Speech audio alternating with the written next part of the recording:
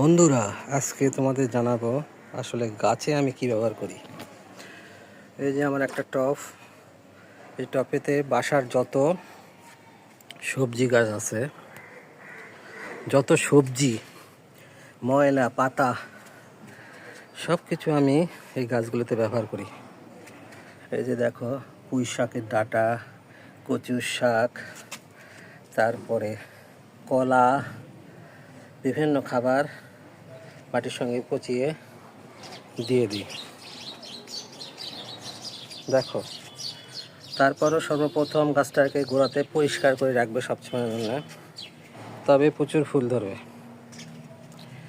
অর্থাৎ বাসার ভিতরে যে সবজির খোসা, ডিমের খোসা, এগুলো ভেঙে গুঁড়ো করে দিবে। আমি কিন্তু সব গাছেতেই সবজির খোসা দিই, কোনো সবজি ফেলে দেয় না।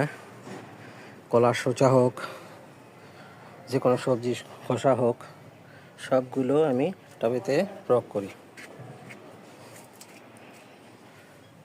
এই যে দেখো, কলার চোচা, যত পটলের ছাল, সব সবজি আমি গাছগুলোতে দিই। এই যে ডিমের খোসা, বাইরে থেকে কোনো খাবার আমি গাছকে দিই না। দেখো, প্রতিটি ডিমের খোসা তো ফেলেই দিই না, কলার চোচা ফেলেই দিই না, এগুলো মাটির সঙ্গে মিক্সড করে দিয়ে দিই।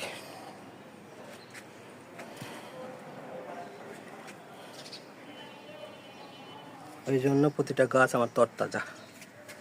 এই যে দেখো, কলার চোচা, ছালগুলো মাটির সঙ্গে মিশিয়ে দিয়েছি। প্রতিটা গাছে একই অবস্থা।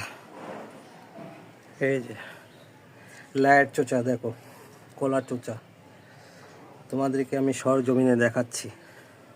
আমি এগুলোই সার হিসেবে ব্যবহার করি। এই তো এটা পেয়ারা গাছ, এদের দেখো কত পেয়ারা। এই যে পেয়ারা, এই যে পেয়ারা, এই যে পেয়ারা, এই যে পেয়ারা, এই যে পেয়ারা, আরো অনেক আছে পেয়ারা, কলি ধরছে অনেকগুলো। এই যে পেয়ারা, এই যে পেয়ারা, এই যে পেয়ারা, দেখো।